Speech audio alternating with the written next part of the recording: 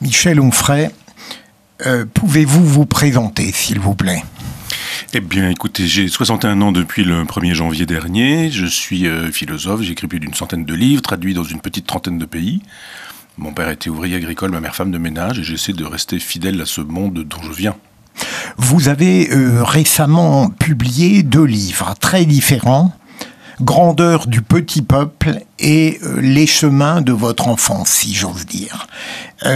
Est-ce que le premier n'est pas le paroxysme du Michel Onfray, enragé, formidable polémiste, en colère ?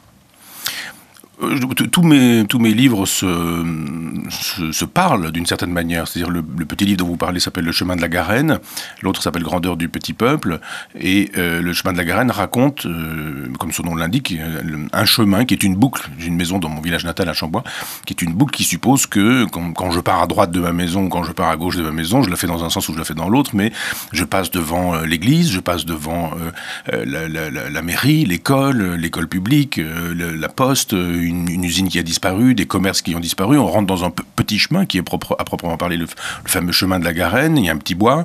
Dans ce petit bois, j'ai plein de souvenirs d'enfance. Et puis, on passe ensuite devant un cimetière. On revient dans le village qui est accolé à Chambois. Et puis là aussi, j'ai un certain nombre de souvenirs, y compris la dame qui m'a appris à lire, à écrire, à compter, d'une certaine manière à penser. J'avais 4 ou 5 ans. Elle était très catholique, très pieuse, et nous apprenait l'histoire sainte, mais aussi le nom des fleurs, le nom des plantes, le nom des arbres. Et puis je rentre chez moi. Et donc j'ai fait un récit qui, d'une certaine manière, raconte ce qu'a été ce village pour moi, comment j'ai été fabriqué par la nature, par la ruralité, par la province, par la campagne, et comment je suis resté fidèle à ce monde-là, de sorte que l'autre livre, Grandeur du petit peuple, qui raconte ma proximité avec les Gilets jaunes, sous forme d'une chronique. J'ai suivi le mouvement des Gilets jaunes du début jusqu'au dernier mois, 2 ou 3 derniers mois, et j'ai raconté cette histoire parce que, un peu dans l'esprit, alors évidemment en toute proportion gardée, mais du Hugo de Choses Vues ou de Tocqueville, des souvenirs, je me suis dit, il faut raconter cette histoire. Elle est en train de se faire, cette histoire. Je ne sais pas vers quoi elle va, mais je vais la raconter au quotidien. Donc à chaque fois que quelque chose avait lieu et qui méritait selon moi d'être chroniqué, je faisais un petit texte. Mais ce sont finalement l'avers et le revers d'une même médaille, de la même manière que quand j'écris des textes esthétiques ou des recueils de poèmes, parce que j'écris aussi de la poésie, j'ai fait une dizaine de recueils de poésie, je dis la même chose différemment, ce sont des angles d'attaque différents, mais c'est toujours pour raconter une même chose. Et vous avez raison de parler d'une colère, d'une saine colère, d'une certaine manière. Moi, j'aime assez le Jésus des marchands du temple, qui est un moment donné où il faut effectivement, au nom de ce qu'il faut faire et pas faire, dire et pas dire, manifester de la colère. J'estime par exemple que quand des députés votent contre le fait qu'on puisse augmenter le temps de congé de parents qui ont perdu leurs enfants et qu'on puisse passer de 5 jours à 12 jours, et que des députés disent non, il n'est pas question que une loi passe allant dans ce sens, je ne peux qu'être en colère. Et elle est saine, la colère. Et je pense que quand on n'est plus en colère, c'est que on a fait son deuil des choses, de sa jeunesse, de son adolescence, de la pureté de l'adolescence. Il faut porter un certain nombre de combats auxquels on a cru quand on avait 20 ans. Vous ne voyez donc pas d'hiatus entre la violence talentueuse du premier et la tendresse un peu surprenante du second ? Non, pas du tout. Je suis violent avec des gens violents. Je le suis verbalement. C'est-à-dire que je ne supporte pas, par exemple, de voir la tête de Macron au bout d'une pique. Ça, je n'accepte pas. Je n'accepte pas de voir des pancartes disant une cagnotte pour la guillotine. Je n'accepte pas Mélenchon et les siens disant de Robespierre qu'il est formidable, de la Terreur que c'est fantastique, ou d'Alexis Corbière qu'il fasse l'éloge des Jacobins en estimant que c'est l'horizon indépassable de la Révolution française. Non, pas du tout. Moi, je ne veux pas qu'on fasse couler le sang de qui que ce soit. D'ailleurs, je suis un opposant radical à toute peine de mort. Je ne vois pas comment ces gens-là pourraient dire qu'ils sont contre la peine de mort, puisqu'ils estiment que quand il s'agit de Louis XVI, c'est très bien, Marie-Antoinette, c'est très bien, les aristocrates, c'est très bien, les prêtres, c'est très bien. Non, on est pour la peine de mort dans ces cas-là, faut arrêter de jouer avec les mots. Et donc, ma violence est verbale, Et j'estime qu'elle est un peu nécessaire parce que la colère ne va pas sans un minimum de violence. Alors c'est une violence contenue et maîtrisée. Je suis un auteur français en ce sens. Je suis un héritier de Voltaire. Il y a beaucoup d'ironie dans ce que j'écris. Il y a beaucoup d'humour. Il y a beaucoup. Enfin, on peut le trouver pas drôle. Mais je veux dire, il y a de l'humour, il y a du cynisme, il y a de l'ironie, il y a une plume un peu acide parce que je suis aussi un enfant des moralistes français.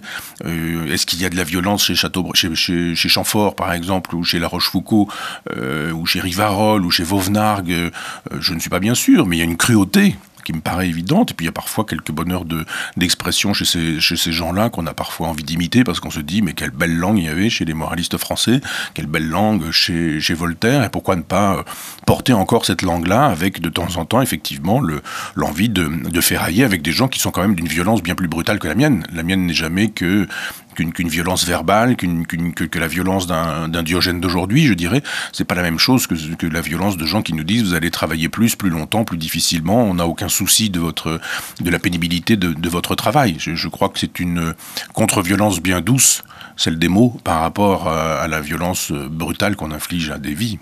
Vouloir penser, parler, écrire librement aujourd'hui, Michel Onfray, est-ce que ça n'est pas un tour de force et relever en permanence un défi ?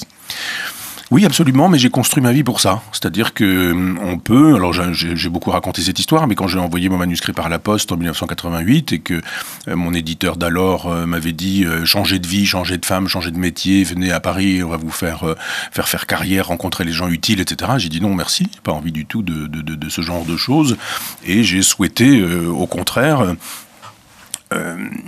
Fabriquer, alors je ne vais pas dire une œuvre parce que c'est un peu prétentieux, mais je veux dire des livres qui puissent faire sens. Il y avait à peu près que ça qui m'intéressait. Je n'avais pas du tout envie d'autre chose que ça. Et j'ai bien compris à ce moment-là que finalement il y avait la possibilité de faire carrière, mais en étant redevable. Et j'aurais dû des choses à plein de gens. Et je ne voulais pas être redevable. J'avais un poste dans l'enseignement, j'étais professeur dans un lycée technique, j'avais soutenu ma thèse, ma directrice de thèse m'avait proposé d'entrer à l'université en me disant vous êtes nul en anglais. C'était déjà le cas. Et vous allez apprendre l'anglais à Ottawa, et puis vous allez apprendre l'allemand à Fribourg en Suisse, et puis quand vous reviendrez dans une université française, on vous fera revenir à Caen, et vous serez dès lors enseignant à l'université. Je me suis dit, mais je n'ai pas eu ma mention, j'ai eu une mention très bien à ma thèse, mais j'ai pas eu de félicitations du jury parce que j'avais cité Wagner. On avait estimé que Wagner ne relevait pas de la philosophie, que je mélangeais les genres, etc. Je me suis dit, mais je vais pas rester à l'université où on m'empêche de citer Wagner si j'ai envie de citer Wagner. Donc je me suis dit, je ne veux dépendre de rien ni de personne. Je travaille, j'avais mon métier dans un lycée technique où j'adorais mes élèves, et je me suis dit, eh bien, ça va être comme ça toute mon existence. Je ne veux pas demander, parce que quand on demande quelque chose et qu'on obtient, on est redevable, sauf à être dans l'insolence des gens irrespectueux. Mais c'est pas comme ça qu'on m'a éduqué, et donc je n'ai jamais rien demandé à personne. Ceux qui m'ont fait, ce sont mes lecteurs, ceux qui ont acheté mes livres, ils m'ont offert ma liberté, et donc le CNRS ne peut pas me mettre à la porte, l'éducation nationale ne peut pas me mettre à la porte, un éditeur ne peut pas me mettre à la porte, même si ça a pu se faire parce que je vais ailleurs, je fais autre chose, je fais autrement, et puis on peut me mettre à la porte de France Culture, où j'ai obtenu des records d'audience avec 1 million de podcasts avec les cours de l'Université populaire, et me mettre à la porte tout de même. Eh bien, je continue quand même parce que j'ai créé ma web TV, mon média autonome et indépendant, j'écris ce que je veux, je dis ce que je veux, et personne ne peut m'acheter puisque je ne suis pas à vendre et que je ne dépends de rien d'autre ni personne que des lecteurs qui me font vivre. Cet échec dû à l'université officielle, Michel Onfray, n'a jamais été une blessure pour vous? Pas du tout, au contraire. C'est moi qui ai choisi, donc c'est pas un échec. C'est-à-dire, on m'a proposé, j'ai dit non.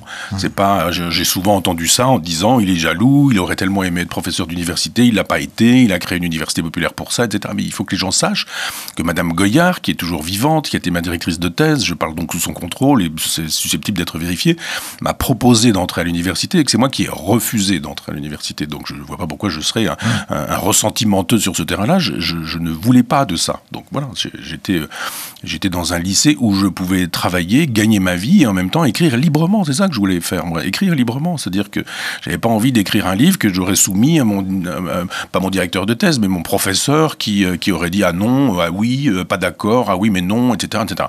J'avais avec Madame Goyard des discussions de fond sur des auteurs, sur Hobbes par exemple, ou sur la Boétie, sur lesquels elle avait travaillé, mais elle me faisait l'amitié, si je puis me permettre, mais de me permettre des conversations avec elle. J'étais son étudiant, elle aurait tout de même pu me dire, je n'ai pas à discuter avec vous. Et je me disais, mais ces conflits d'interprétation sont bien, parce que finalement, ça n'engage à rien, mais je serais son professeur inférieur, je dirais, à l'université, je serais bien obligé de ne pas publier ces choses-là, etc. Donc j'ai voulu garder ma liberté en disant non à cette carrière que je n'ai pas voulu. Donc l'argument ne tient pas du tout de ceux qui disent qu'effectivement j'aurais tellement aimé être professeur à l'université. Donc sur ce plan comme sur d'autres, Michel Onfray, il ne faut pas vous appliquer la phrase de Proust, les idées succédanées des chagrins. On a tendance à penser que parfois votre violence, votre rage, votre talent sont le résultat de certaines blessures initiales. On peut appeler ça des blessures, moi j'appelle ça des fidélités. C'est-à-dire que oui, j'ai vu mes parents humiliés, j'ai vu des patrons humilier mes parents, tout ça a été avant mai 68. Après mai 68, ça n'a plus été possible pareillement. C'est une autre humiliation qui est arrivée, beaucoup plus aveugle, beaucoup plus violente, beaucoup plus brutale. C'était les directeurs du personnel qui manifestaient cette violence-là. Sinon, j'ai effectivement connu, alors je ne vais pas rentrer dans les détails, mais je veux dire, si je dis je ne vais pas rentrer dans les détails, mais par exemple, mon père avait son dimanche pour lui, et quand la moisson avait lieu, on venait le chercher en lui disant tu viens travailler, la moisson oblige, la météo est bonne, etc. Et mon père partait, il n'y avait pas de dimanche, c'était pas grave. Et il travaillait 10-12 heures par jour au moment de la moisson, et on lui demandait de travailler le dimanche, il travaillait aussi, c'était pas le genre de mon père de se plaindre, mais on ne lui payait pas ce travail-là. On ne lui disait pas ça fait tant d'heures supplémentaires. Et l'hiver, quand le sol était gelé, on aurait pu lui dire reste 3 ou 4 jours chez toi. T'as travaillé, t'as fait au moins 2 mois pendant le mois de la moisson, eh bien, reste 3 ou 4 jours chez toi, etc. Pas du tout. Quand le sol était gelé et qu'on pouvait pas le travailler, alors eh bien, il fallait nettoyer les tracteurs, graisser, repeindre ceci ou repeindre cela, etc. Et je me suis dit, mais c'est quoi le monde du travail finalement ? On humilie les gens, on vient les chercher, on les paie pas, on les paie mal, on estime que finalement, ils sont là pour ça, ils sont taillables et corvéables à merci. Et j'ai le souvenir de m'être dit, je ne sais pas ce que je deviendrai un jour, mais je n'oublierai jamais ça, ces humiliations-là. Alors on peut dire rage, blessure, etc. Oui, mais je dis simplement que mes parents n'avaient pas voix au chapitre, on leur demandait pas. Ma mère était femme de ménage et régulièrement la personne qui l'employait, enfin l'une des personnes qui l'employait, mettait des pièces sous les lits ou sous les fauteuils pour voir si ma mère volait toutes ces pièces. Et un jour, on a dit à ma mère qu'elle était une voleuse, puisque effectivement, il y avait des pièces qui étaient régulièrement mises ça et là, et que ces pièces disparaissaient. Ma mère est allée en direction d'une cheminée, il y avait 2 pots sur cette cheminée, elle a pris l'un des pots qu'elle a renversé, elle a dit, elles sont là, vos pièces. Et donc, oui, je suis fidèle à ça. Alors, colère, rage, c'est comme on voudra, mais je dis simplement que des gens ont rendu ça possible.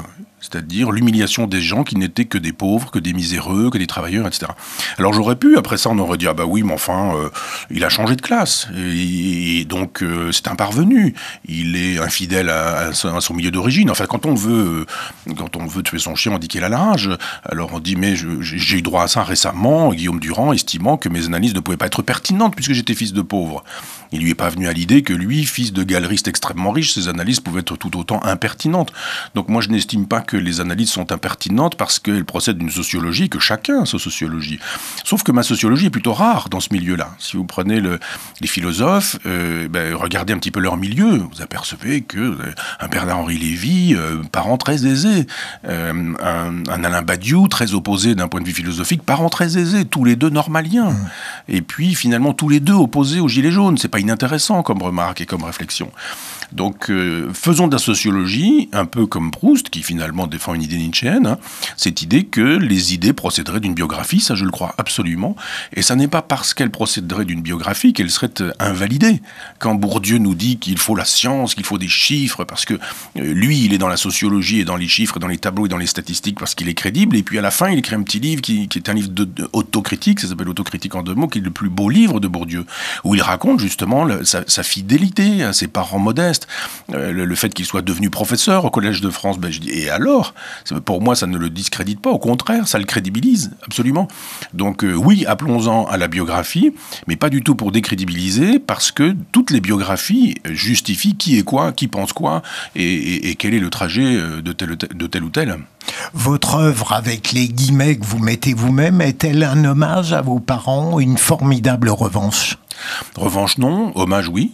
Je ne suis pas dans une logique de revanche. Je vous dis, je suis dans une logique de mémoire et de fidélité. Mais je me suis pas choisi comme ça, enfin, sauf à parler le langage de Sartre, mais je suis comme ça. C'est-à-dire que je suis un peu hypermnésique et je n'ai rien oublié de ce que j'ai vécu. Je n'ai pas oublié le bien qu'on m'a fait, je n'ai pas oublié le mal qu'on m'a fait non plus. Je sais pardonner parce que je suis dans une logique hédoniste. Ça sert à rien de passer sa vie à en vouloir à quelqu'un. C'est une souffrance vous a été infligée, c'est pas la peine de vous la réinfliger tous les jours en vous la rappelant. Donc une fois suffira.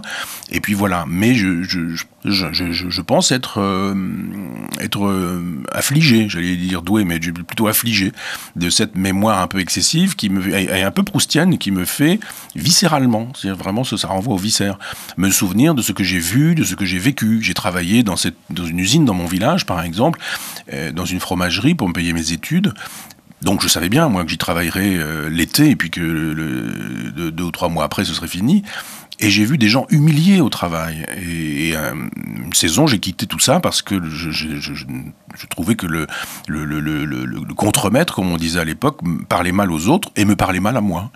Il me faisait des signes, comme si j'étais une bête, en me faisant signe que c'était l'heure d'aller manger. Il me disait pas que c'était l'heure d'aller manger, mais il faisait un signe pour me dire va bouffer, quoi. Et à un moment donné, j'ai arrêté tout. Alors j'étais à la chaîne, et donc la chaîne s'est arrêtée. Et dans l'usine, une chaîne qui s'arrête, ça fait du bruit, si je puis me permettre l'expression. Et donc je suis allé vers lui, et tout le monde s'est dit il va lui mettre la main sur la figure. C'est évident, il va se battre, quoi. Et c'est pas mon genre, je suis pas du tout violent. Et j'ai enlevé mon calot, j'ai enlevé mon tablier, on était trempés, remplis de petits laits. Je lui ai donné tout ça. Hein. Et puis j'ai vu le regard des gens dans cette pièce de l'usine, là. Il y avait 7 ou 8 personnes. Et j'ai vu leur regard, un mélange de terreur et d'envie, en se disant, mais il va se passer quoi ? Ils vont se battre, et puis d'envie du genre, lui, il peut se le permettre. Il peut se permettre de dire, ça suffit à ce monsieur qui se comportait mal avec tout le monde. Et quand j'ai quitté cette usine, je me suis dit, alors non pas je me vengerai, c'est pas vraiment mon état d'esprit, mais je n'oublierai jamais. Je n'oublierai jamais le regard de ces gens qui me disaient d'une certaine manière « Toi tu peux, nous on peut pas ». Et je me suis dit, j'ai peut-être inventé, mais quelque chose du genre « Eh bien, ne nous oublie pas une fois que tu auras passé les portes de l'usine ». Donc oui, je suis fidèle aussi à des moments comme cela. Comment faites-vous pour concilier cette authentique modestie que je sens chez vous, cette mémoire qui a été humiliée, et en même temps, évidemment, l'extraordinaire réputation que vous avez aujourd'hui auprès de beaucoup de gens? La mesure de ma réputation, elle est faite par les gens que j'aime, et c'est pas beaucoup de monde. Et c'est notamment 2 personnes décédées. Donc il me reste pas grand monde pour savoir ce que je suis, ce que je vaux, et le reste m'est absolument indifférent. C'est-à-dire, il y a eu une 15aine de livres écrits contre moi, beaucoup de haine, beaucoup de mépris, beaucoup d'inventions. Encore récemment, on me prêtait un goût pour les passions sadomasochistes dans des boîtes de nuit parisiennes où je n'ai évidemment jamais mis les pieds. Donc, on m'invente une biographie, et y compris par des gens qui se présentaient comme mes amis d'ailleurs. On m'invente une biographie parce que les gens délirent absolument sur mon compte. On m'invente tout, on a à peu près dit tout sur moi. Pédophile refoulé, de droite, de gauche, d'extrême droite, d'extrême gauche, je sais pas quoi, enfin, croyant contrarié, mystique, vichiste, pétiniste, stalinien, Jdanov même. Je me souviens de Roger Paul-Droit disant que j'étais le Jdanov de la culture dans Le Monde quand j'ai publié le premier volume de ma contre-histoire de la philosophie. J'ai été tellement insulté que je suis mitridatisé, ça m'est totalement indifférent. Mais en revanche, je pense que je mourrais si mon père, jadis, ou si Marie-Claude, qui était 37 ans ma compagne, m'avait dit, ou Dorothée, qui est mon épouse aujourd'hui, donc me disait ce que tu as fait n'est pas bien. Tu t'es mal comporté. Alors là, oui, je pense que je serais dans la vraie souffrance et dans la vraie douleur, mais que les avis viennent d'ici, de là ou d'ailleurs, et que ce soit tout et n'importe quoi, de l'insulte, et même des éloges. Je ne tiens pas en grand égard les éloges qu'on me fait. Souvent, Souvent, les éloges excessifs et les insultes sont l'avers et le revers d'une même médaille. J'ai rencontré des gens comme ça qui étaient susceptibles de se retourner assez facilement. Des gens qui on a donné son amitié et qui, à un moment donné, vous la reprennent parce qu'ils estiment que le contre-don est impossible, alors que j'appelle pas au contre-don, j'appelle à l'affection, j'appelle pas, et qui d'un seul coup deviennent vos pires ennemis sans qu'on comprenne pourquoi. Et puis parfois l'inverse aussi, vous avez des ennemis, il suffit juste un jour, moi il m'est arrivé de dire à quelqu'un qui me pourrissait la vie à chaque fois que je faisais une université populaire du goût à Argentan, qui me regardait un peu bizarrement au point que les gens disaient ce type a un drôle d'air et on pensait même en termes de sécurité quoi. Puis un jour je suis allé le voir. Et je lui dis, mais c'est quoi votre problème? Qu'est-ce que vous me reprochez? On en parle parce que là, tout le monde a l'impression que vous avez un couteau dans la poche, que vous allez venir m'égorger. Il vous arrive de temps en temps de prendre la parole pour dire des choses extrêmement désagréables sur mon compte, etc. C'est quoi votre problème? Et puis, on va en parler, mais que je sache au moins. Et là, il me dit, mais non, je vous adore. Mais je lui dis, pourquoi vous vous comportez comme ça alors? C'est quand même bizarre, pourquoi vous m'agressez en public, pourquoi vous... Et donc la psychologie des hommes, je sais un peu ce que c'est, quoi. J'ai été très tôt placé dans un orphelinat, j'ai connu les coups dans mon enfance, donc si on ne prend pas des leçons de psychologie à ce moment-là, c'est qu'on n'en prendra jamais. Donc je sais comment fonctionnent les hommes, un peu. Donc je ne suis pas atteint par la plupart d'entre eux. Mais je vous dis, j'ai une garde extrêmement rapprochée, à laquelle je crois beaucoup, et qui peut faire ma pluie et mon beau temps. Vous avez enseigné durant plusieurs années, Michel Onfray, et je crois que vous avez quitté l'enseignement en 2002 pour créer l'Université populaire de Caen, où vous avez instauré, si j'ose dire, une contre-histoire de la philosophie. Pourquoi, au fond, toute histoire officielle est-elle un mensonge dans l'enseignement comme ailleurs ? Alors, je dirais pas que c'est un mensonge, mais vous avez raison de parler d'une histoire officielle. C'est-à-dire que, alors contrairement aux gens qui pensent effectivement que j'aurais tellement aimé être prof de fac que je me suis fait ma fac moi-même, que je me suis, etc. C'est pas du tout ça le but. J'étais même très respectueux au contraire de ce que les gens font à l'université, en disant j'ai pas besoin de faire une histoire de la philosophie, elle existe déjà et les universitaires font ça très bien. J'ai pas besoin moi aussi de refaire un cours sur Platon, de refaire un cours sur Aristote, sur Descartes ou voilà. Et je me suis dit je vais refaire le travail pour mon compte, mais j'ignorais à quel point ce serait un chantier considérable. Donc je me suis dit, je travaille, et je passais 4 mois d'été à lire intégralement les œuvres complètes des gens dont je parlais. Ce que peu de gens font. Et alors là, vous découvrez des choses extraordinaires quand vous travaillez. Notamment que, par exemple, les présocratiques n'existent pas. C'est-à-dire, on dit les présocratiques, on vous enseigne ça à l'université, puis vous dites, mais tiens, Démocrite, il survit 40 ans à celui qu'il est censé précéder, qu'est-ce que ça veut dire? Il y a un problème. Et puis, au fur et à mesure qu'on avance, et ce jusqu'au XXe siècle, on ne découvre qu'effectivement qu'une construction. Et en fait, l'histoire, effectivement, elle est écrite par les dominants. Et il est bien évident qu'une histoire de la philosophie occidentale écrite en Union soviétique, c'était pas du tout l'histoire de la philosophie qu'on écrit aujourd'hui, et c'était pas non plus celle qu'on écrivait dans les années 50 en France. Les Breillet, par exemple, ou ce genre de Émile Breillet, ou ce genre d'auteur. Et donc, j'ai découvert les choses en travaillant. Et là, je me suis pas dit, je vais casser la baraque, je vais tout détruire. Non, je me suis juste dit, je reprends les choses à mon compte. Et alors là, je découvre ça avec les présocratiques, que finalement, il y a une diversité incroyable, que cette diversité, on veut la nier. Et pourquoi veut-on donc la nier? Simplement parce qu'il y a un modèle christique qui suppose que dans la relation entre Jésus et Dieu, finalement, il y aurait la vérité du monde, et que la relation entre Platon et Socrate est une relation de ce type-là, et que comme on compte avant et après Jésus-Christ, eh bien, on compte en pré-socratique ou en post-socratique. Et je me suis dit, mais ce mécanisme-là, je vais essayer de le mettre à jour sur 25 siècles d'histoire de la philosophie. Donc j'ai fait ça effectivement pendant 15 ou 16 ans parce que j'ai été 20 ans professeur dans un lycée technique et puis Le Pen est arrivé au second tour des élections présidentielles, Jean-Marie Le Pen. Et Jean-Marie Le Pen, c'était quand même très précisément de l'antisémitisme, de la xénophobie, du racisme, des dilections pour l'Algérie française, pour la torture, pour Vichy, pour Pétain. Et ces 2 volumes de mémoire témoignent encore. Cet homme n'a pas changé d'avis. C'est effectivement une variation sur le thème de Vichy et de Pétain, Jean-Marie Le Pen. Et donc je me suis dit, alors qu'il était au second tour et que chacun savait que, évidemment, Jacques Chirac serait élu, les intellectuels ont dit le fascisme ne passera pas, appelons à voter Chirac, etc. Mais j'ai dit, il y a aussi des raisons qui font que si Le Pen est au second tour, c'est que peut-être depuis 15-20 ans, vous faites une politique qui a conduit Jean-Marie Le Pen au second tour. Et moi, mon problème, c'est pas de descendre dans la rue, de signer des pétitions, c'est de me dire qu'est-ce que je peux faire pour que ça ne recommence pas, pour lutter contre les idées de Jean-Marie Le Pen. Et donc j'ai créé cette université populaire parce que, à l'époque, il y avait un ouvrier qui s'appelait Georges Deherme qui avait créé les universités populaires au moment de l'affaire Dreyfus. Deherme disait « L'antisémitisme procède d'une bêtise ».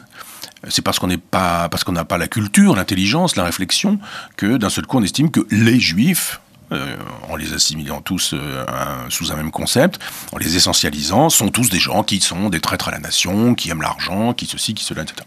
Et donc Deherme disait, on va faire venir tous les intellectuels de l'époque et leur faire rencontrer la classe ouvrière. J'utilise le vocabulaire un peu de l'époque. Mais, excusez du peu, c'était des gens comme Paul Valéry, comme Simone Weil, la philosophe, ou comme Bergson, qui allaient rencontrer les ouvriers dans les séances d'université populaire. Donc là, on est à la fin du 19e siècle. Et je me suis dit, eh bien, je crée ça, une université populaire qui sera l'occasion de lutter contre les idées de Jean-Marie Le Pen, avec du savoir, avec de la culture, donc bénévolat, gratuité. J'ai travaillé 15-16 ans gratuitement et bénévolement. J'ai pas gagné un seul centime.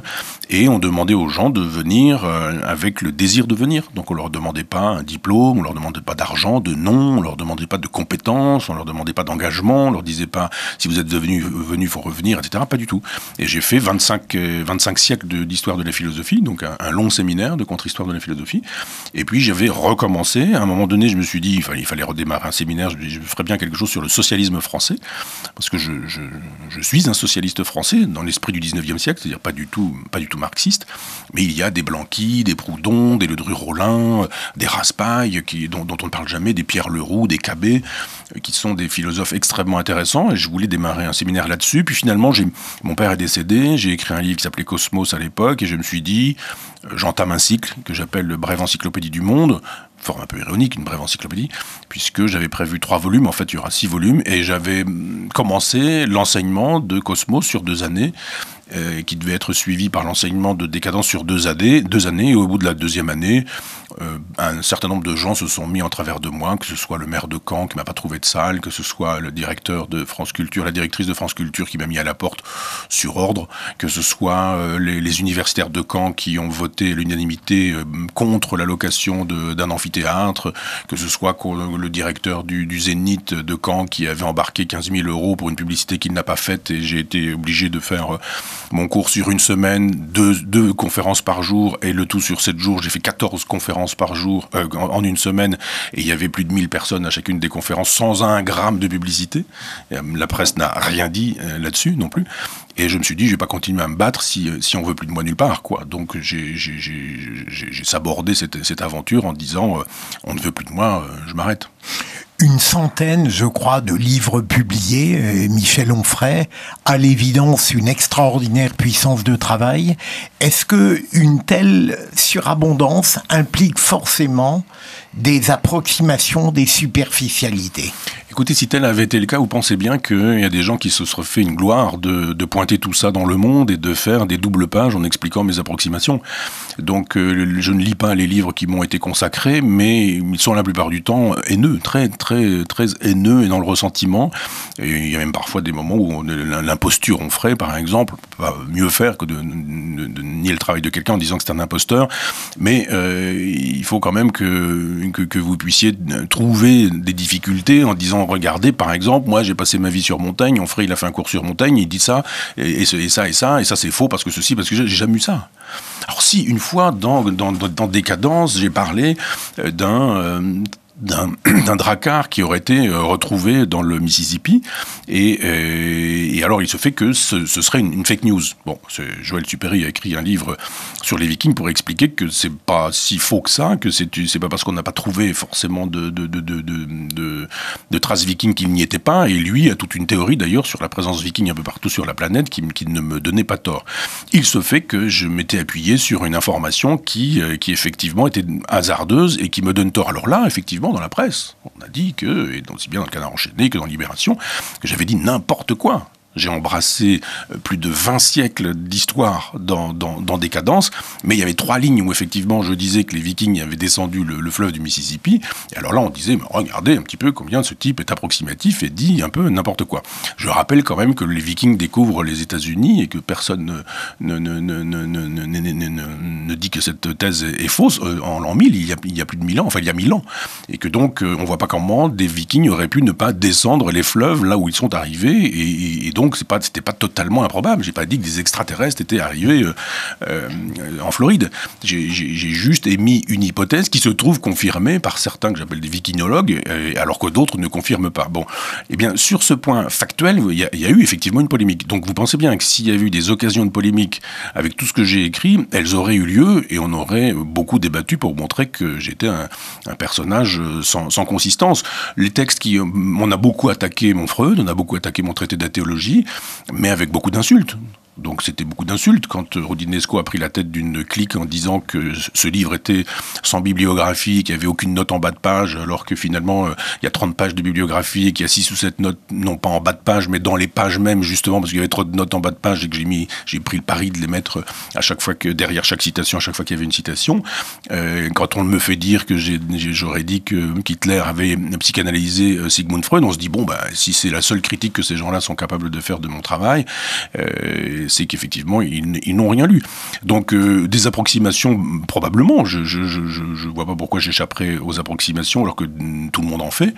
Et plus vous travaillez, plus vous êtes susceptible d'en faire. Mais simplement, je dis, regardons, il n'y a pas eu de livre qui puisse paraître aujourd'hui en disant, regardez, il a fait l'équivalent de Botul pour Bernard-Henri Lévy ou je continuerai pas sur la liste de quelques autres qui ont fait des livres avec des sous-livres ou des livres d'à côté ou des livres qu'ils ont pillés ici, là ou ailleurs. Il y a eu quelques procès, mais rappelez qu'il y a eu des procès est toujours un peu problématique. Moi, j'ai pas été condamné pour plagiat, j'ai pas été condamné pour ce genre de choses-là, et j'ai pas été épinglé, sauf une fois avec cette histoire de Drakkar dont on n'aurait pas trouvé de traces, mais la toponymie, c'est-à-dire la science des lieux, rend crédible mon hypothèse. Je renvoie au travail du Joël Supéry.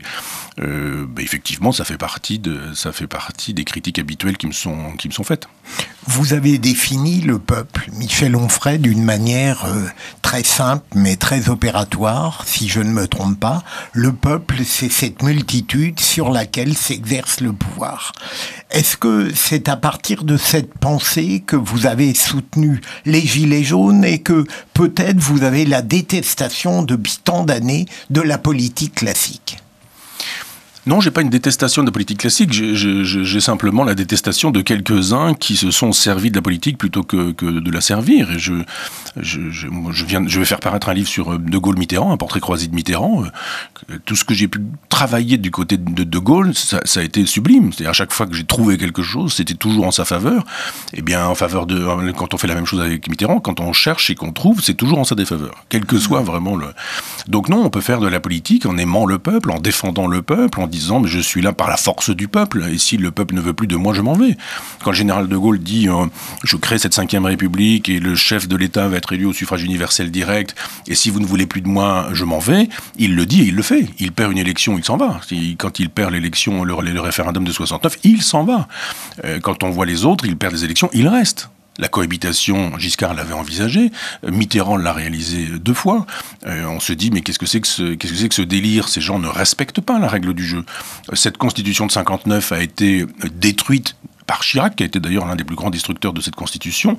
Donc je me dis, mais on avait une règle du jeu, elle était formidable, et puis on supprime le septennat, on instaure le quinquennat, on supprime la conscription, on supprime la souveraineté nationale avec le traité de Maastricht qui fait que la France ne peut plus faire sa politique de manière autonome et indépendante. Donc j'en ai contre ces gens-là qui ont détruit une règle du jeu qui était formidable. Donc j'en ai pas contre la politique au sens large du terme, ou contre les politiciens au sens large du terme, j'en ai contre ces gens qui sont pour le coup des vrais démagogues, eux, qui tiennent un propos au peuple, qui se font élire, et une fois élus, disent le peuple de toute façon on n'en a rien à faire, c'est un marchepied et on lui grimpe dessus pour pouvoir parvenir au pouvoir, mais une fois qu'on est au pouvoir, de toute façon on n'en fait qu'à notre tête. Il y a je pense que c'est dans les Confessions de Rousseau quelque chose d'assez terrible, ça renvoie un peu à ce que je disais tout à l'heure sur la viscéralité de mes engagements politiques, mais Rousseau assiste à un moment donné où un seigneur grimpe sur son cheval et il y a un employé ou un domestique qui se met à 4 pattes pour que le seigneur puisse monter sur son dos afin de pouvoir grimper sur son cheval. Eh bien, je vois la scène, mais c'est des choses que j'aurais pu voir dans ma campagne, vraiment. Ça pouvait exister encore avant mai 68. Je pense effectivement qu'un homme politique, c'est quelqu'un qui est au service. C'est quelqu'un qui sert, et ça n'est pas quelqu'un qui se sert. Donc j'ai au contraire un idéal élevé de la chose politique.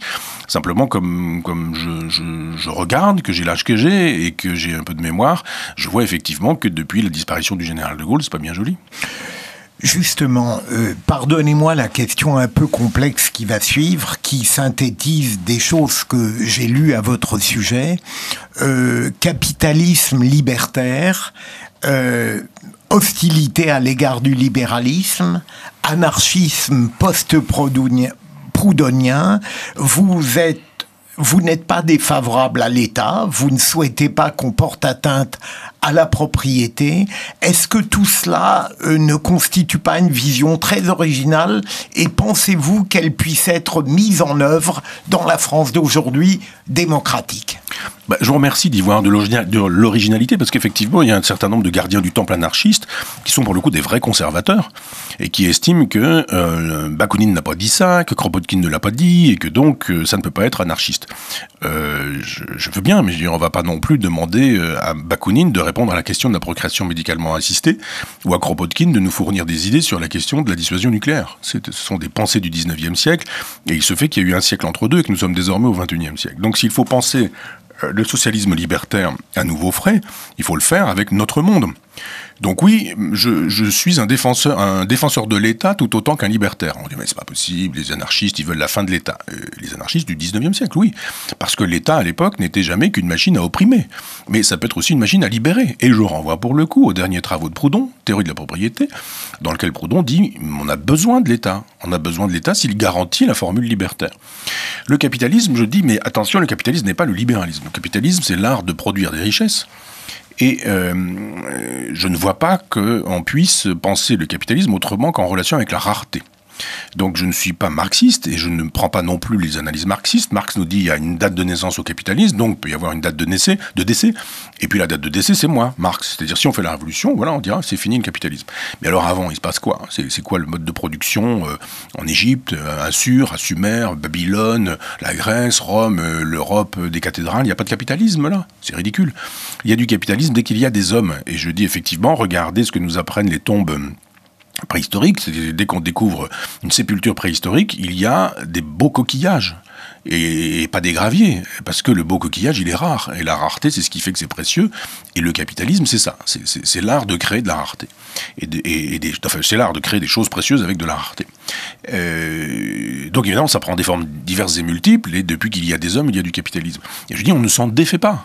On ne s'en défait pas. Ça paraît évident, la truffe ça coûte cher aujourd'hui parce qu'il n'y en a pas beaucoup, et le champignon de Paris ça coûte pas cher parce qu'il y en a beaucoup. Et le jour où on fabriquera de la truffe comme on fait du champignon de Paris aujourd'hui, le cours de la truffe s'effondrera, c'est la même chose avec la tulipe. En très longtemps, un bulbe de tulipe coûtait une fortune, et aujourd'hui n'importe qui peut aller acheter pour quelques centimes un bulbe de tulipe au supermarché. Donc effectivement, il faut penser le capitalisme à nouveau frais et expliquer que le problème n'est pas dans la production des richesses. Il est bien évident qu'il faut produire des richesses, mais dans la répartition des richesses. Et c'est là qu'on distingue le capitalisme du libéralisme. Le libéralisme suppose une répartition des richesses à partir d'un schéma déiste du XVIIIe siècle. Le libéralisme, c'est une pensée du XVIIIe qui invite à la fameuse main invisible. Laissez faire le marché, et il y aura une autorégulation à partir du marché qu'on aura laissé libre. C'est tout gentil tout ça, mais ça procède d'une idéologie qui est déiste, c'est-à-dire que il y a Dieu qui voudrait une espèce d'homéostasie des choses, d'équilibre des choses, et si on laisse faire, il y a un équilibre. C'est la fameuse théorie du ruissellement d'un Emmanuel Macron aujourd'hui. Et on interrogeons les penseurs du libéralisme, c'est ce que j'ai fait dans ma contre-histoire de la philosophie, comme Stuart Mill, comme Bentham, etc. Pour dire, mais tiens, comment se fait-il que normalement le libéralisme produit la richesse, l'homéostasie, la société formidable, ce qu'on nous avait proposé en disant votez pour l'Europe de Maastricht, et vous verrez, la paix, l'absence de misère, la prospérité, l'amitié entre les peuples, etc. Et que le même Bentham écrive justement sur le panoptique, c'est-à-dire sur la prison. Alors ce régime est censé produire des choses extraordinaires, mais il produit aussi de la prison. Qu'est-ce qu'on met dans les prisons ? Des victimes du libéralisme. Tiens, ça marche pas si bien que ça. Et donc je me dis, il faut bien distinguer le capitalisme et le libéralisme. Le capitalisme est indépassable. Le libéralisme est une fiction idéologique. Il est heureux que nous en ayons fini avec la fiction marxiste. Mais nous n'en avons pas fini avec la fiction libérale. La preuve, Emmanuel Macron parlant de la théorie du ruissellement.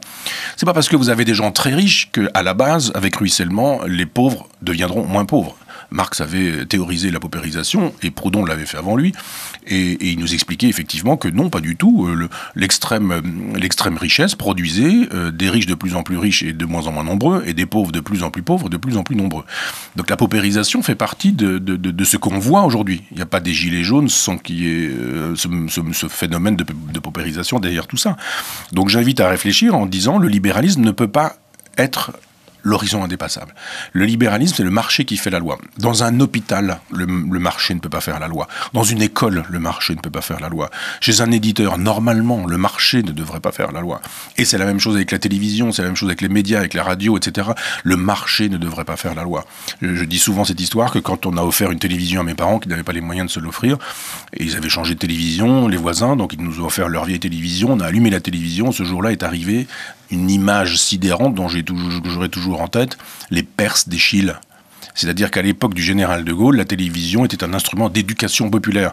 Et on ne disait pas, mais alors on a fait combien de points ce jour-là ? Et d'abord, il n'y avait qu'une chaîne. Mais on n'était pas dans ce genre de logique, du genre, mais qui va mettre de la publicité sur un spectacle comme celui-ci ? Aujourd'hui, c'est ça. Donc il faut mettre un maximum de gens devant leur télévision au moment où la publicité va arriver. Ça veut dire que ça baisse, ça baisse, ça baisse. Le marché fait la loi. Eh bien, je suis de ceux qui disent qu'à l'école, à l'hôpital, dans les casernes, avec la police, avec la gendarmerie, avec l'armée, ce ne peut pas être le marché qui fait la loi. Ça n'est pas possible. À l'école, c'est l'instruction qui fait la loi. Chez un éditeur, ça doit être la culture qui fait la loi. Avec la télévision, normalement, ça devrait être l'éducation populaire qui devrait faire la loi, etc., etc. Voilà pourquoi je dis que le capitalisme est indépassable et que le libéralisme est une formule du capitalisme et qu'on peut tout à fait se défaire de cette formule au profit de ce que j'ai appelé effectivement un capitalisme libertaire. Et ça reste à définir.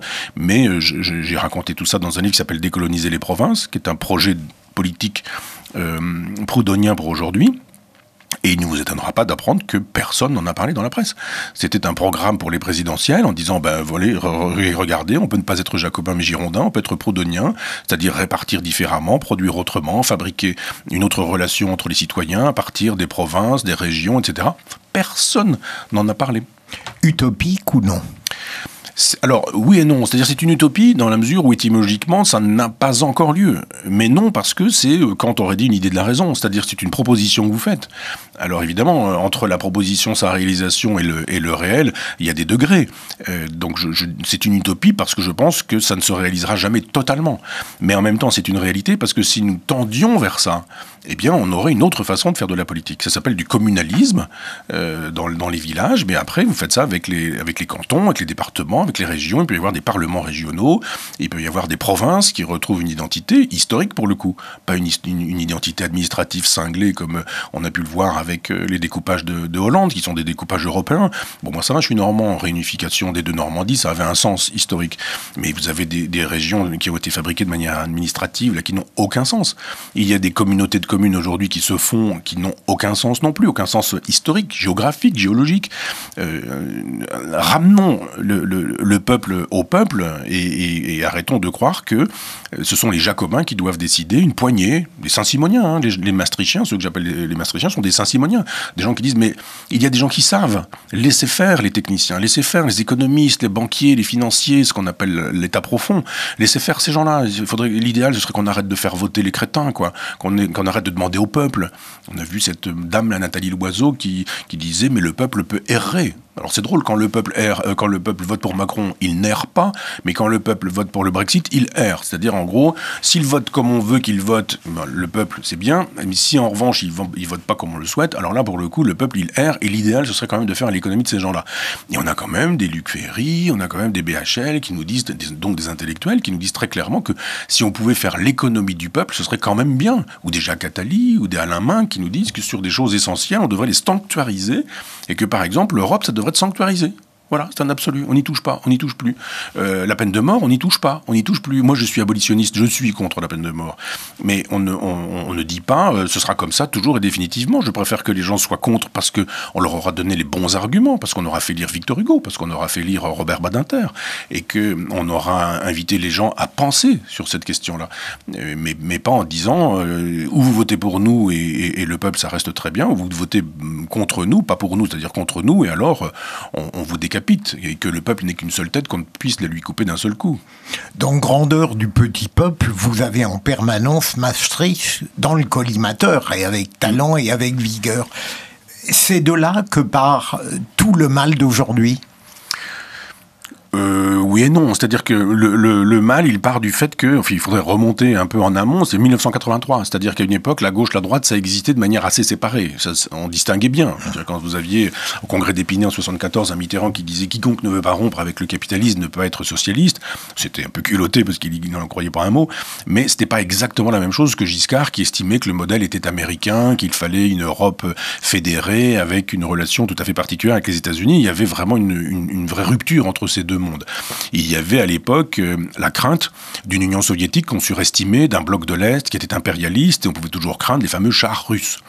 Il se fait qu'en 89, le mur de Berlin tombe, en 91, l'Union soviétique disparaît, mais en 83, Mitterrand renonce à la gauche aussi. Mitterrand dit « serpent monétaire européen oblige, nous sommes obligés d'ouvrir une parenthèse, et c'est la parenthèse de la rigueur ». Je rappelle que cette parenthèse n'est pas fermée.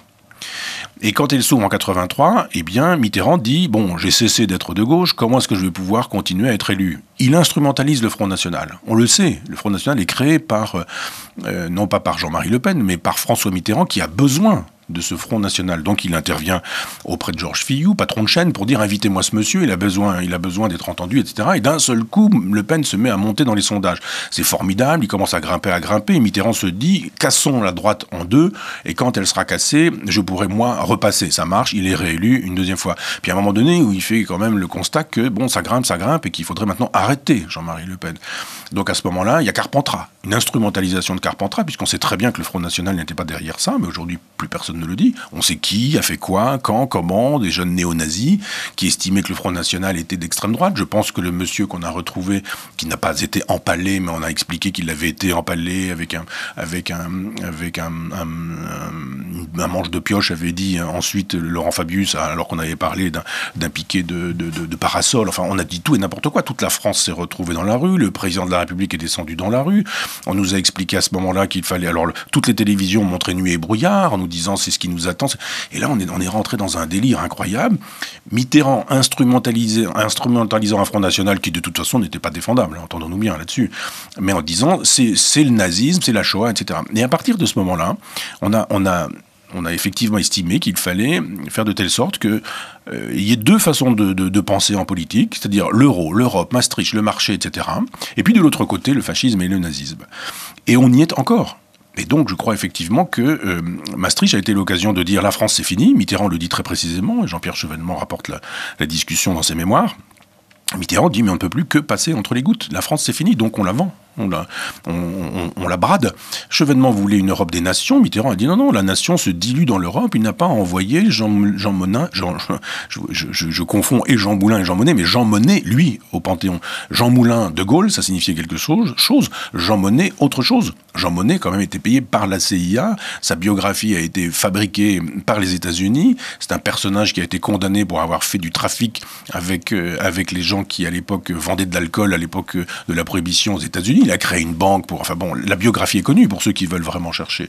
Et c'est un personnage qui a voulu en finir physiquement avec le général de Gaulle, qui a travaillé pour les services secrets américains. Et voilà, vous envoyez cet homme-là au Panthéon. Qu'est-ce que ça veut dire? Donc il faudrait mettre tout ça en relation. 83, l'abandon de la gauche à être de gauche. 89, fin du mur de Berlin. 91, disparition de l'Union soviétique. 92, traité de Maastricht, donc renoncement à la souveraineté française. Et puis instrumentalisation du Front National national qui continue avec cette idée que maintenant, globalement, on a le choix entre un petit coup à droite, un petit coup à gauche, mais c'est la même politique. C'est-à-dire, c'est l'euro, c'est l'Europe, c'est Maastricht, etc. On nous avait dit, il y a 30 ans, vous allez voir, c'est formidable, il y aura plus de misère, il y aura plus de pauvreté, il y aura plus de chômage, il y aura plus de racisme, il y aura plus de guerre. Et évidemment, vous êtes contre tout ça. Tout le monde a dit, bah oui, on est pour. Et 25 ans après, on se dit, ou voire un peu plus, on se dit, mais finalement, le chômage a augmenté, la misère a augmenté, le racisme a augmenté, l'antisémitisme s'est hélas jamais aussi bien porté. Et personne n'est capable de dire, bah ouais, c'est notre politique depuis 30 ans, peut-être qu'on est un petit peu coupable et responsable. Pas du tout coupable de rien, responsable de rien. Et comme les soviétiques à l'époque des goulags disaient, ah mais finalement il y aurait un peu plus de communisme, il y aurait plus de goulags, là on nous dit s'il y avait un peu plus de libéralisme, un peu plus d'Europe, il y aurait moins de misère, etc. Mais non. La paupérisation, elle est fabriquée. Alors il y a des gens aujourd'hui qui se portent très très bien, et puis des gens qui se portent très très mal. Et donc les grandes fortunes vont bien. Elles ont d'ailleurs, il n'y a pas de problème. Elles ne se prennent pas de balles en caoutchouc dans la tête. Elles ne se font pas réprimer. On ne les met pas sur écoute. Quand leur argent est dans des endroits, dans des paradis fiscaux, ils n'ont aucun problème. On ne va pas les chercher. Ils échappent à l'impôt. C'est pas un problème. Mais ce sont les autres qu'on tabasse. Donc je crois effectivement que l'état des lieux, il est celui-ci, et que la misère intellectuelle, là où elle est la plus vive, c'était dans les gilets jaunes dès le départ. Et je dis effectivement que les gilets jaunes des ronds-points, c'était ceux qui disaient non pas on ne veut pas de Maastricht, il n'y avait pas une élaboration conceptuelle à ce point-là, mais juste des gens qui disaient mais on n'a plus les moyens de payer 3 centimes d'augmentation du litre de carburant parce qu'on n'a pas d'argent. C'est pas qu'on ne veut pas payer d'impôts. On a dit, oh là là, mais ils veulent pas payer d'impôts. Ça, c'est bien un marqueur de droite, voire d'extrême droite, mais pas du tout. Ce sont juste des gens qui ont dit, mais on n'a pas les moyens d'acheter des cadeaux à nos enfants. Noël arrive, on ne peut pas. On dort parfois dans nos voitures. On travaille, on n'a pas les moyens d'aller au cinéma, ou etc. Ils ont juste dit ça, ces gens-là. Ils ont juste dit, vous avez vu dans quel état vous nous laissez. C'était les vrais misérables d'aujourd'hui. On leur a dit taisez-vous, et voilà pourquoi j'ai écrit ce livre, pour dire mais je vous entends, je vous comprends, je suis à vos côtés, mais même si ça sert pas à grand chose. Pour bien faire comprendre votre point de vue international, Michel Onfray, quel lien faites-vous entre la politique internationale et le terrorisme islamiste? Parce que vous avez pris des positions qui parfois ont été mal interprétées. Oui, qui ont surtout, évidemment, quand vous dites que vous êtes contre la guerre en Irak, vous êtes fustigé. Moi, je me souviens à l'époque, et personne ne reprend Bernard-Henri Lévy là-dessus. Je me souviens quand même que quand il était question de Jean-Pierre Chevènement, Bernard-Henri Lévy faisait des chroniques dans lesquelles il le traitait de sadamite. Ça n'a pas gêné, ça. Personne n'a estimé que c'était des insultes à caractère sexuel et que ça méritait un tribunal médiatique. Non, on était des sadamites à l'époque. Donc ça voulait dire effectivement que les sodomites sont des gens détestables et que, etc., etc. Là, il y a une espèce d'extraterritorialité. Donc on était sadamites quand on défendait, non pas Saddam Hussein, mais qu'on défendait des régimes laïques parce que l'islam intégriste était contenu. On fait pas de la politique et de la géostratégie avec des bons sentiments. On se dit juste qu'effectivement Saddam Hussein n'était pas un parangon de démocratie et la Libye de Kadhafi non plus, mais qu'il vaut mieux des gens qui ne soient pas des parangons de démocratie, mais qui soient des partenaires possibles de l'Occident en étant des laïcs, parce qu'ils étaient des laïcs, plutôt que de mettre un bazar total en estimant bêtement, comme un élève de Sciences Po, qu'en faisant tomber une dictature, surgit immédiatement une démocratie, ce qui est toujours la thèse de Bernard-Henri Lévy. Donc effectivement, j'ai dit très vite et très tôt qu'il fallait que nous puissions nous appuyer de manière internationale sur des régimes laïques quand il s'agissait de pays musulmans. Quelle erreur de ne pas avoir soutenu le Shah d'Iran! Tout de même, ce sont les États-Unis qui ont fait tomber le Shah d'Iran. Alors le Shah d'Iran, d'accord, la SAVAK, la police politique, on est tous d'accord là-dessus. Enfin, j'ose espérer. Mais est-ce que c'était mieux l'ayatollah Khomeini? Est-ce que c'était mieux l'embrasement de la planète à partir du moment où on a eu une théocratie musulmane à ce moment-là? Donc je crois qu'il faut remonter à cette date-là. Ce sont les bêtises des Américains. Il aurait fallu soutenir le Shah d'Iran, il aurait fallu soutenir Saddam Hussein, il aurait fallu soutenir Kadhafi, en estimant que c'était évidemment pas des héros. Mais moi j'ai souvenir quand même dans Paris d'avoir vu des images d'Adolf Hitler, parce qu'on assimilait Saddam Hussein à Adolf Hitler. Mais où sont les 6 millions de morts? Où sont les chambres à gaz de Saddam Hussein? Tout de même, si on fait le compte des morts depuis que Saddam Hussein a disparu d'Irak et jusqu'à aujourd'hui, on verra que effectivement le régime sanglant de Saddam Hussein, c'est probablement pas grand-chose par rapport à ce qui a suivi ensuite. Donc je dis juste que nous sommes fautifs de deux choses qu'il faut distinguer, c'est-à-dire une espèce de... Houellebecq a très bien raconté tout ça dans Soumission, une espèce de soumission à l'islam en France, donc une espèce d'islamophilie sidérante. On a une jeune fille qui est pas très élaborée, mais enfin qui s'en vient nous dire que je vais pas être grossier, mais qui est grossière avec le prophète, grossière avec l'islam. Moi, je pense qu'on peut être critique à l'endroit des religions sans être grossier. Et d'un seul coup, on la menace de mort. Et puis on a le personnage du conseil français de musulmans qui nous dit après tout, on n'a qu'à assumer. Le parquet qui dit mais nous ouvrons une enquête, on va voir si cette jeune fille n'est pas condamnable pour insulte. On dit mais qu'est-ce que ça veut dire quoi? Enfin tout de même.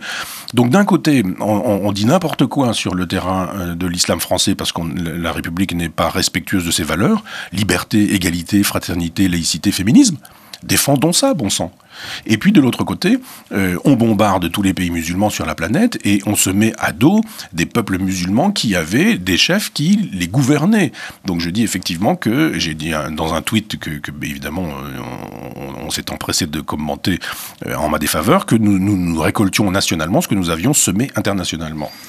Michel Onfray, et là c'est le Bilger intime qui parle, vous êtes impitoyable à l'égard de toutes les religions et en particulier du catholicisme. Parfois je regrette que vous soyez si dur parce que je me dis que votre talent et votre intelligence pourrait utilement venir au secours de certaines religions qui sont traînées dans la boue. D'où vient cette détestation profonde? Parce que je peux la comprendre, mais vous l'exprimez avec une fureur et c'est relativement... Vous ne leur laissez pas la moindre chance. Je ne suis pas d'accord avec ça. Je comprends que j'ai pu blesser, mais j'ai donné des faits. J'ai hélas donné des faits. J'aurais préféré, moi, que, par exemple, le Vatican mette Mein Kampf à l'index. Pourquoi ne l'a-t-il pas fait? Alors qu'il a mis à l'index le deuxième sexe de Simone de Beauvoir, ou avant les œuvres de Bergson, par exemple, que Descartes est à l'index, que Pascal est à l'index, que Montaigne est à l'index. Mein Kampf n'a jamais été mis à l'index. Je dis, le Vatican, par exemple, a estimé qu'il fallait poursuivre tous les communistes parce qu'ils étaient des athées, les excommunier et leur promettre une damnation éternelle aux communistes parce qu'ils étaient des communistes. Ça n'a jamais été fait pour le national-socialisme. Je dis, quand il y a eu des criminels de guerre et qu'il y a eu les libérations, le Vatican a fourni des visas qui ont permis à des criminels de guerre, en passant par des monastères, de quitter l'Allemagne, d'arriver en Italie et avec un visa du Vatican, d'aller finir leur existence en Amérique du Sud et de devenir là, souvent, parfois, des conseillers des dictatures d'extrême droite parce qu'elles étaient anticommunistes. Alors, je veux bien être impitoyable, mais je veux dire qu'on m'explique que tout ça est faux. Qu'on m'explique que, par exemple, sur les ceinturons d'Adolf Hitler, alors qu'il est écrit Gott mit uns, c'est-à-dire Dieu avec nous, on nous dit Hitler était un païen, était un athée, mais pas du tout. Il faut lire Mein Kampf. Adolf Hitler défend le catholicisme, il dit beaucoup de bien de Jésus chassant les marchands du temple. C'est pas moi qui invente ça. Alors on me dit vous êtes d'une extrême violence, mais je me contente juste de dire des choses. Je dis mais faites-moi la démonstration que tout ça est faux. Et puis à ce moment-là, qu'il n'y a pas eu d'inquisition, qu'il n'y a pas eu de tribunaux qu'on n'a pas brûlé autant de sorcières, qu'on n'a pas fait d'autodafé, que Saint Paul lui-même n'a pas fait d'autodafé, que Saint Paul n'est pas représenté avec une épée. On me dit mais c'est l'instrument de son martyr. Je dis alors et Saint Pierre, les clés c'est quoi? C'est l'instrument de son martyr, les clés. On l'a martyrisé avec les clés, Saint Pierre. Donc non, c'est le symbole de Saint Paul, l'épée, parce que le glaive a été l'instrument avec lequel on a christianisé et j'allais dire l'empire, mais et l'Europe et le monde.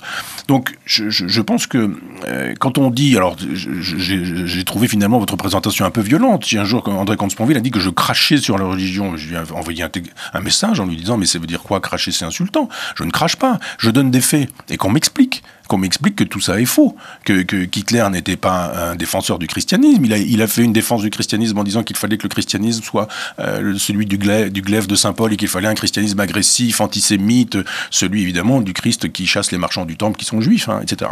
Je dis mais débattons là-dessus, alors que finalement on ne le fait pas. Je dis de Jésus qu'il n'a pas existé historiquement. On dit mais quel mépris, etc. Mais je dis mais vous avez le droit de croire qu'il est né d'un père qui n'a pas eu de relation sexuelle avec Marie, que c'est le Saint-Esprit qui l'a rendu possible, qu'il est le Fils de Dieu et qu'en même temps il est reparti au ciel. Vous pouvez croire ça, je ne vous interdis pas ça. Mais je dis mais moi j'ai le droit en tant que philosophe de ne pas y croire.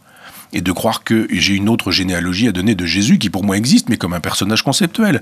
Les Juifs disent du Messie qu'il arrivera, et certains Juifs disent non, il n'est pas arrivé, il n'est pas à venir puisqu'il est déjà arrivé, il s'appelle Jésus, il a fait ceci, etc. L'existence de Jésus est un collage du Messie tel qu'il est annoncé dans le Pentateuque, dans la Torah. Qu'on me donne tort. Tout ce qu'on peut dire après sur l'existence, sur la biographie de Jésus va dans mon sens. Une thèse qu'on appelle mythiste. On dit bah ouais d'accord, Napoléon n'a jamais existé, puis Socrate non plus. Je dis bon d'accord, vous pouvez penser comme ça, mais faites-moi la preuve que j'ai tort. Et discutons sur les textes. Par ailleurs, j'ai créé un livre qui s'appelle La stricte observance. Je suis allé m'enfermer à la trappe pour lire La vie de Rancé par Chateaubriand. J'ai fait un petit livre, c'est paru chez Gallimard, personne n'en a parlé, je l'ai lu. et c'est un livre dans lequel je dis que, et je le dis déjà à la fin du traité de la théologie, je dis mais moi je n'ai rien contre les agenouillés, j'ai contre les agenouilleurs.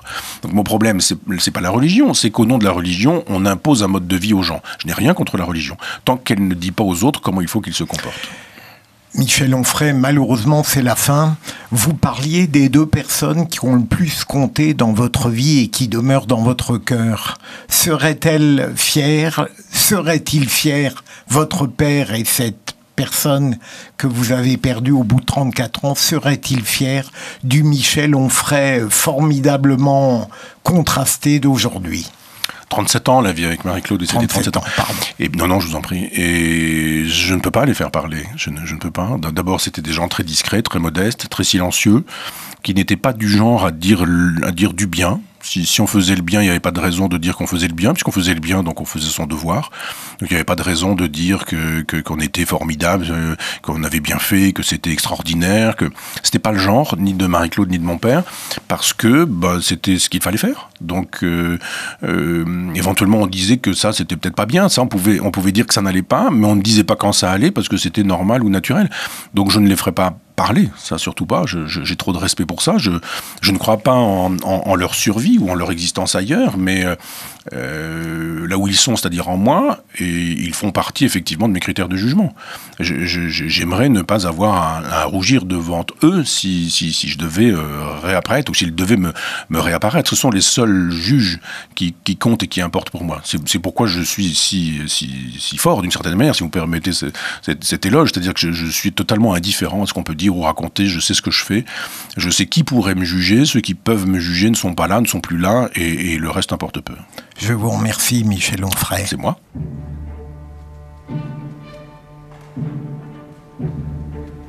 Nach seiner unendlichen Barmherzigkeit erscheint mir noch einmal unter den Menschen in der gleichen irdischen